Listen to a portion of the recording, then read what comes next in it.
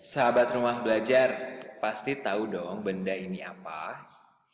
Yap, betul sekali itu adalah ulekan yang terbuat dari batu. Kalau benda yang ini juga udah pasti tahu dong. Ini adalah kampak yang materinya terbuat dari kayu dan juga logam. Sahabat rumah belajar, tahu nggak kalau ternyata benda-benda tersebut merupakan benda-benda peninggalan dari zaman praaksara yang masih digunakan sampai saat ini. Dan ternyata bukan cuma benda-benda itu saja loh, masih ada beberapa benda lagi yang digunakan sampai saat ini yang merupakan peninggalan dari zaman praaksara. Menarik bukan? Oleh karena itu, mari kita belajar mengenai kehidupan masyarakat pada masa praaksara. Assalamualaikum sahabat rumah belajar dimanapun berada. Kembali bersama Pak Zainal dan hari ini kita akan mempelajari kehidupan manusia pada masa praaksara. Materi ini merupakan materi bab keempat IPS kelas 7 dan ini merupakan materi sejarah, salah satu cabang dari ilmu pengetahuan sosial. Setelah sebelumnya kita sudah mempelajari geografi di bab pertama, kemudian sosiologi di bab kedua, di bab ketiga kita sudah belajar ekonomi, dan di bab keempat ini kita akan mempelajari sejarah. Pasti kalian akan suka dengan materi ini karena kita akan membahas mengenai kegiatan-kegiatan atau kehidupan manusia pada masa praaksara. Nah, dengan mempelajari materi ini diharapkan kalian dapat mengidentifikasi periodisasi masa praaksara di Indonesia, kemudian mendeskripsikan perkembangan masyarakat Indonesia pada masa praaksara. Sahabat rumah belajar, pernahkah kalian mengunjungi museum? Tentu Pak Zainal yakin kalian sudah pernah mengunjungi museum sebelumnya. Mungkin itu di SD atau di waktu sebelum pandemi. Karena pada saat pandemi, semua museum itu telah ditutup. Tapi di DKI Jakarta sudah ada beberapa museum yang sudah dibuka dengan menerapkan protokol kesehatan. Nah, kalau kita ke museum, apa saja sih yang bisa kita lihat? Biasanya kita bisa melihat artefak atau benda-benda peninggalan sejarah, ya nggak? Kemudian kita juga bisa melihat fosil, yaitu kerangka dari hewan-hewan jutaan tahun yang lalu yang merupakan hasil penelitian atau ditemukan oleh para arkeolog. Arkeolog ini adalah orang-orang yang sangat pandai atau ahli dalam mempelajari benda-benda peninggalan zaman dahulu kala. Dari arkeolog inilah akhirnya kita tahu mengenai sejarah peradaban manusia yang sumbernya berasal dari artefak dan juga dari fosil. Nah, berdasarkan teori yang dikemukakan oleh para arkeolog inilah akhirnya kita tahu bahwa ternyata sejarah peradaban manusia itu terbagi menjadi dua zaman besar, yaitu masa aksara dan masa praaksara.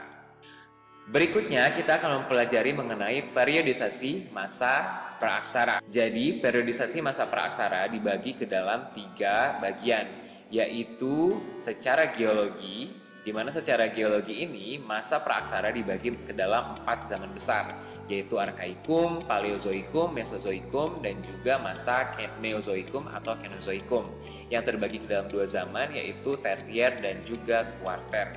Pembagian berikutnya yaitu secara arkeologi, di mana secara arkeologi masa praaksara dibagi ke dalam 2 zaman besar, yaitu zaman batu yang dibagi ke dalam 4 zaman, yaitu Paleolitikum, Mesolitikum, Neolitikum, dan Megalitikum. Itu semua masuk dalam zaman batu. Dan satu lagi adalah zaman logam. Untuk pembagian masa praaksara berikutnya yaitu didasarkan pada perkembangan kehidupan, di mana masa praaksara dibagi ke dalam masa berburu dan mengumpul makanan, masa bercocok tanam, dan masa perundagian. Hari ini kita akan spesifik mempelajari mengenai masa praaksara yang berdasarkan secara geologi. Periodisasi masa praaksara secara geologi. Pertama, itu ada masa Arkaikum. Ilustrasinya mungkin seperti ini ya, Arkaikum ini. Di mana Arkaikum ini merupakan zaman tertua karena berlangsung kira-kira sejak 2500 juta tahun yang lalu. Pada awal waktu itu, kulit bumi masih sangat panas sehingga belum terdapat kehidupan di atasnya. Masa berikutnya yaitu masa Paleozoikum, di mana masa ini berlangsung sejak 340 juta tahun yang lalu. Zaman ini sudah ditandai dengan munculnya tanda-tanda kehidupan, antara lain munculnya binatang-binatang kecil yang tidak bertulang punggung, berbagai jenis ikan, amfibi, dan juga reptil. Contohnya, ilustrasinya ya. Kemudian berikutnya adalah masa Mesozoikum. Nah, zaman kehidupan pertengahan ini disebut dengan masa Mesozoikum, di mana zaman ini berlangsung sejak kira-kira 140 juta tahun yang lalu. Pada zaman ini, kehidupan bumi makin berkembang. Binatang-binatang mencapai bentuk tubuh yang besar sekali. Kita mengenalnya sebagai dinosaurus. Di samping itu juga muncul berbagai jenis burung.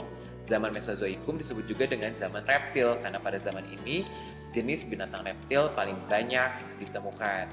Ini ilustrasi beberapa jenis dinosaurus yang berkembang dan hidup pada zaman Mesozoikum.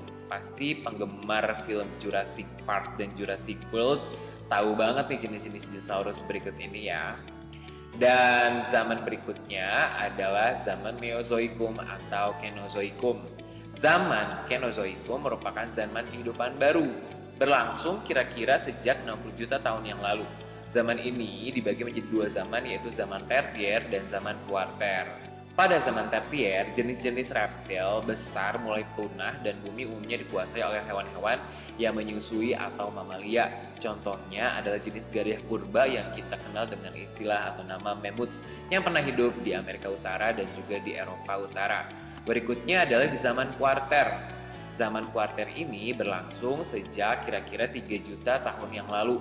Zaman ini sangat penting bagi kita karena merupakan awal kehidupan manusia pertama kali di muka bumi. Jadi manusia pertama kali di muka bumi berdasarkan pembagian masa praaksara itu terjadi pada zaman Kuarter.